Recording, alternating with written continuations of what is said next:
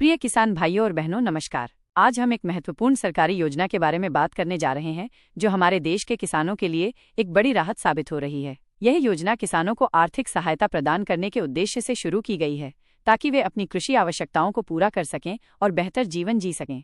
इस योजना के तहत भारत सरकार हर साल किसानों को 6,000 रुपये की वित्तीय सहायता प्रदान करती है। यह राशि सीधे किसानों के बैंक खातों में 3 बराबर किस्तों में भेजी जाती है। प्रत्येक किस्त में 2,000 रुपये शामिल होते हैं और ये किस्तें 4 महीने के अंतराल पर जारी की जाती हैं। यह प्रणाली ये सुनिश्चित करती है कि किसानों को पूरे वर्ष नियमित अंतराल पर वित्तीय सहायता मिलती रहे, जिससे उन्हें अपनी खेती से संबंधित खर्चों जैसे बीज, खाद, कीटनाशक और अन्य उपकरणों की खरीद में मदद मिल सके। हाल ही में इस योजना की 19वीं किस्त 24 फरवरी 2025 को किसानों के खातों में हस्तांतरित की गई थी। इस किस्त के जारी होने से लाखों किसानों को लाभ हुआ, जिससे उनकी तत्काल वित्तीय आवश्यकताएं पूरी हुईं। जैसा कि हमने पहले बताया, किस्तें हर 4 महीने में दी जाती हैं। इस हिसाब से 19वीं किस्त के 4 महीने बाद यानी जून के अंत तक 20वीं किस्त जारी होने की पूरी संभावना थी। किसानों को बेसब्री से इस अगली किस्त का इंतजार था, क्योंकि ये उनके लिए एक और आर्थिक संबल होता।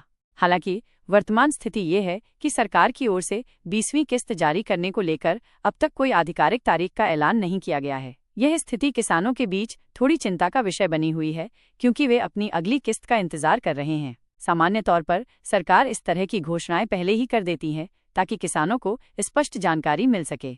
इस योजना का मुख्य उद्देश्य किसानों को सशक्त बनाना और उन्हें कृषि कार्यों में आने वाली वित्तीय बाधाओं से मुक्ति दिलाना है।